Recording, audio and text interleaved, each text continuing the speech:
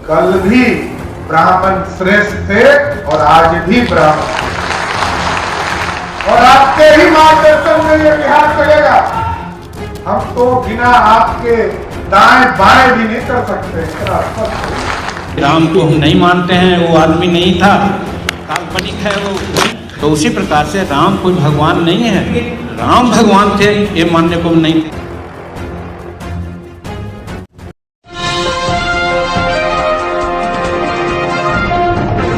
साथियों नमस्कार, मैं हूं नीरज पटेल और आप देख रहे हैं नेशनल जनमत। नेशनल जनमत हमेशा कहता है कि बीजेपी और आरएसएस की केवल आलोचना करने भर से काम नहीं चलेगा, बल्कि ये सीखना पड़ेगा बहुजन संगठनों या पिछड़े दलितों के हितैषी होने का दम्भ भरने वाली पार्टियों को कि बीजेपी पिछड़े दलित या आदिवासी समाज के व्यक्ति को जब भी कोई पद देती है तो उसके पीछे ये टटोल लेती है कि ये पूरी तरीके से हमारी विचारधारा का गुलाम है या नहीं। और सिर्फ विचारधारा का गुलाम होना ही महत्वपूर्ण नहीं, बल्कि उस गुलामी को समय समय पर प्रदर्शित भी करना होता है।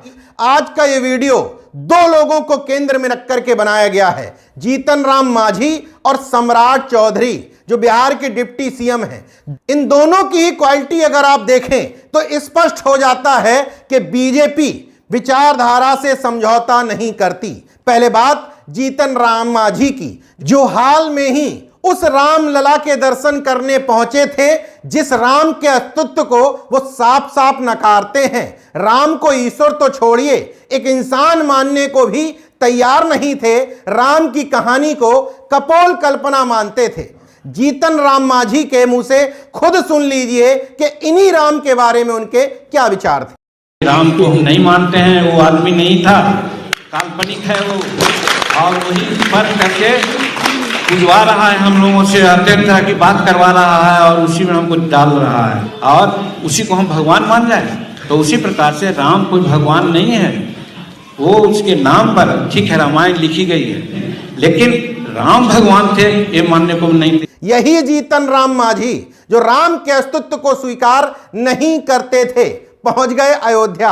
हालांकि सोशल मीडिया में यह भी पोस्ट चल रही है कि उन्होंने अपना अपमान करवा लिया क्योंकि रेलिंग के इस पार खड़े दिखाई दे रहे हैं, जबकि सवर्ण तबके के तमाम नेता रामलला की मूर्ति के नजदीक पहुंच जाते हैं। जीतन राम मांझी जाने उनका अपमान हुआ है या नहीं, लेकिन इस बार रामलला के पास पहुंच करके बड़े प्रफुल्लित थे। उन्होंने एक्स पर पोस्ट किया, अयोध्या धाम पहुंच चुका हूं।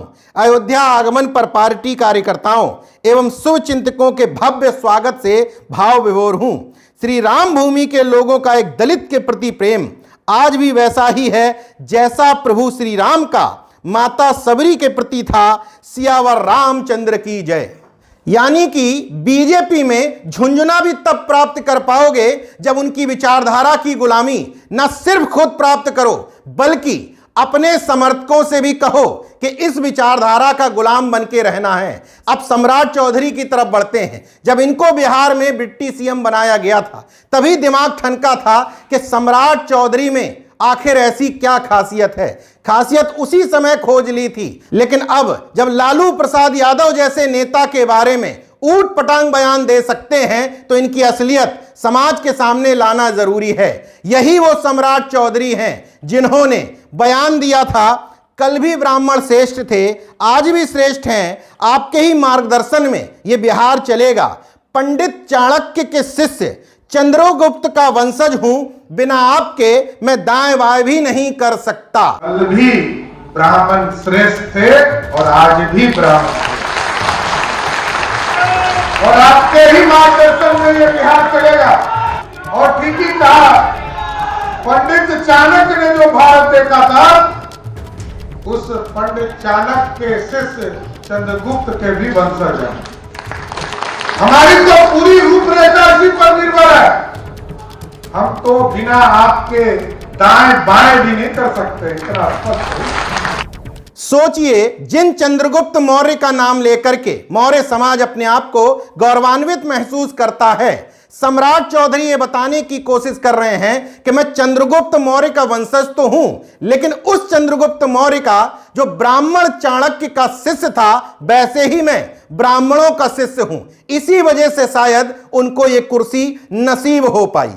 अब ये बयान देकर के उस समय तो गुलामी प्रदर्शित कर दी थी, लेकिन समय समय पर गुलामी प्रदर्शित करनी है तो अब लालू प्रसाद यादव जी के खानदान पर सवाल उठाते हुए बेहद टुच्ची बात कह दी कि लालू जी ने अपनी बेटी को टिकट इसलिए दिया क्योंकि बदले में उनसे किडनी ले ली थी।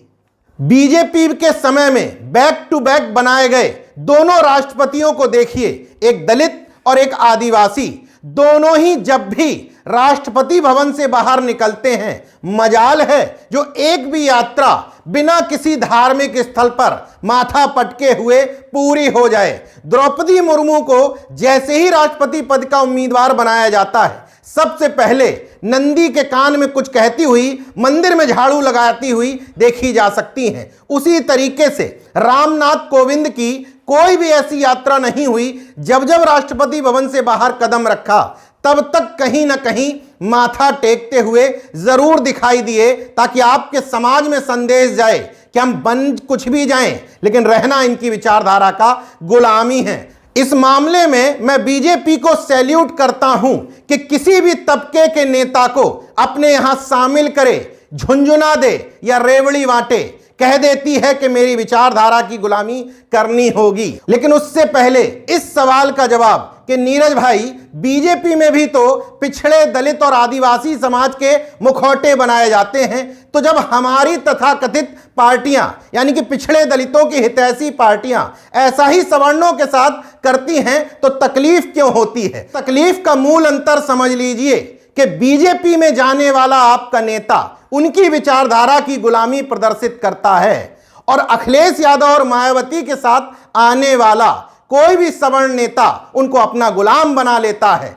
इसका सबसे अच्छा उदाहरण है कि समाजवादी पार्टी के ब्राह्मण अखिलेश यादव के हाथ में फरसा पकड़ा देते हैं और बहुजन समाज पार्टी के ब्राह्मण बहन जी के हाथ में त्रिशूल और गणेश पकड़ा देते हैं। इसलिए नेशन जनमत बार बार कहता है कि मनुवाद को, ब्राह्मणवाद को, आरएसएस को, बीजेपी को महज गाली देने से, कोसने से, मंच में उत्तेजना से, चिल्लाने से काम नहीं बनने वाला। यह सीखना पड़ेगा कि अपनी विचारधारा के लिए कितने अडिग हैं। विचारधारा से समझौता किसी कीमत पे नहीं किया जाता। वोट बैंक लेने के लिए किसी के सामने भले ही झुक जाएं, लेकिन मूल प्रवृत्ति, मूल विचारधारा से समझौता कभी नहीं करते। सबसे बड़ी बात, बीजेपी के पास एक ऐसा संगठन है जिस संगठन के मुखिया के आके मुख्यमंत्री और प्रधानमंत्री भी नीचे बैठता है, लेकिन तथाकथित बहुजनों यानी कि दलित पिछड़े के पास में ऐसा एक भी संगठन नहीं है जिस संगठन के सामने